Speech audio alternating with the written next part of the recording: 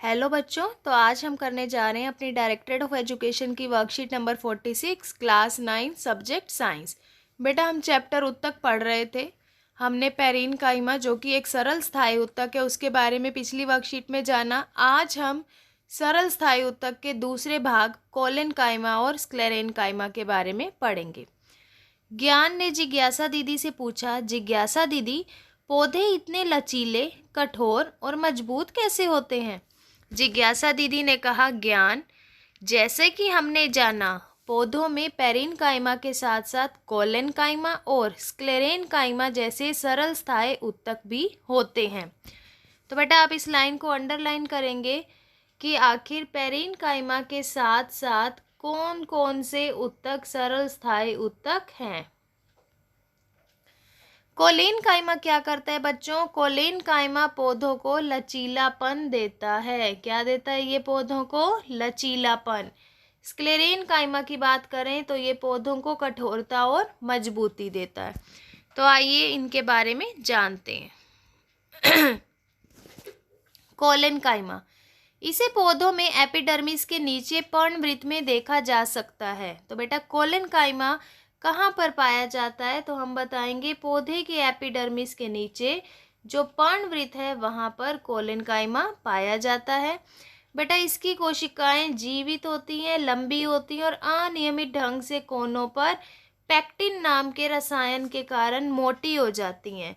कौन सा रसायन है बेटा यहाँ पर? पेक्टिन, जिसके कारण ये क्या लगती है हमें? मोटी होकर उभरी हुई दिखाई देती है, जिससे कि इनके बीच में रिक्त स्थान कम हो जाता है।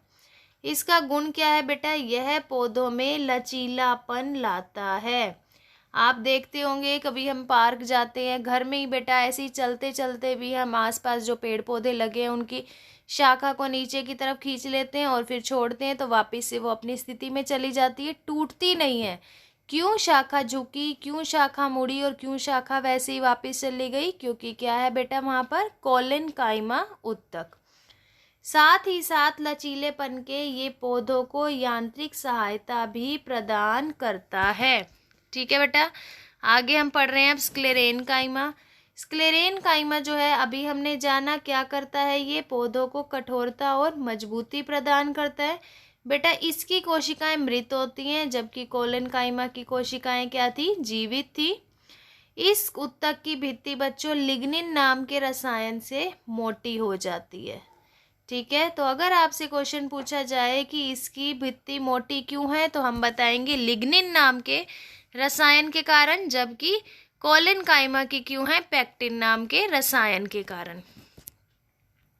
स्क्लेरेन काइमा कहाँ मिलता है बेटा? ये तने में, संवहन बंडल में, पत्तियों की शिराओं में, बीजों में, फलों के कठोर छिलकों में। आपने देखा बेटा नारियल का रेशा कठोर होता है, पहला।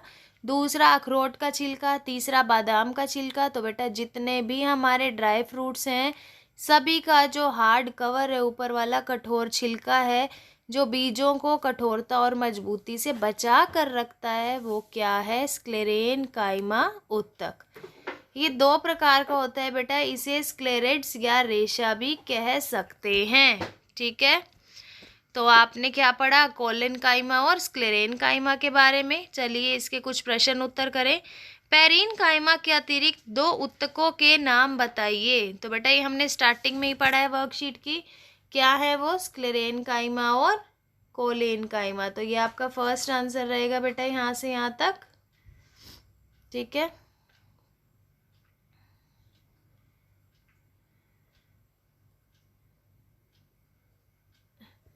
सेकंड क्वेश्चन देखते हैं। स्क्लेरेन काइमा उत्तक पौधों में कहाँ पर उपस्थित होता है, इसका कार्य बताइए। तो बेटा स्क्लेरेन काइमा का कार्य बताना है हमें और स्क्लेरेन काइमा कहाँ पर उपस्थित होता है ये बताना है हमने। तो हम बता देते हैं, सेकंड क्वेश्चन का आंसर है हमारा कहाँ पर उपस्थित होता है बेटा, ये लिखना है आपने और इसका कार्य भी दिया हुआ है आपको, ये दोनों पॉइंट आप लिखेंगे। थर्ड है, इस उत्तक की कोशिकाओं की भित्ति मोटी क्यों हो जाती है? क्यों हो जाती है बेटा? क्योंकि यहाँ पर क्या है? लिग्निन नाम का रसायन, जिसके कारण इसकी भित्ति क्या हो जाती है? मोटी हो जाती है। तो ये बेटा थर्ड का आंसर रहेगा आपका। 4th क्वेश्चन देखिए, कोलिन काइमा पौधों में कहाँ होता है और इसका क्या कार्य है। तो बेटा कोलिन काइमा क्या होता है पौधों में, कहाँ पर है, तो आप इसका आंसर टिक कर लीजिए। कोलिन काइमा जो है ये आपका 4th क्वेश्चन का आंसर है बेटा। ये एपिडर्मिस के नीचे पर्णवृत्त में देखा जा सकता है और इसका कार्य क्या है बेटा, ये आप इसका कार्य लिखेंगे कि ये पौधों में लचीलापन लाता है और ये पौधों को यांत्रिक सहारा प्रदान करता है। 5th क्वेश्चन, स्क्लेरेन काइमा और कोलेन काइमा में अंतर। बेटा आपको ये पॉइंट्स दिए हुए हैं 4 दोनों में, कोलिन काइमा और स्क्लेरेन काइमा में। आप यहाँ से दोनों में अंतर लिख सकते हैं। तो बेटा आज की वर्कशीट आपको इजीली समझ आ गई होगी। आज हमने क्या पढ़ा, सरल स्थायी ऊतक के 2 बचे हुए प्रकार कोलेन काइमा और स्क्लेरेन काइमा के बारे में जाना। आज आपको ये भी पता चल गया होगा कि जो भी आप ड्राई फ्रूट्स और नट्स खाते हैं उनके जो हार्ड शेल है बेटा, कठोर कवच हैं, छिलके हैं, वो किस चीज़ के बनते हैं, स्क्लेरेन काइमा। और जो पेड़ों की शाखाएं हैं बिना टूटे बेटा लचीलेपन के कारण गति करती हैं, वो किसके कारण है, कोलेन काइमा। तो अगर आपको ये वर्कशीट अच्छे से समझ आ गई है, अच्छी लगी है, तो बेटा आप हमारे चैनल लर्निंग लाइट को अपने फ्रेंड्स के साथ शेयर कीजिए, सब्सक्राइब कीजिए और बेल आइकन को प्रेस करना ना भूलें। Stay safe, stay healthy. Thank you बेटा।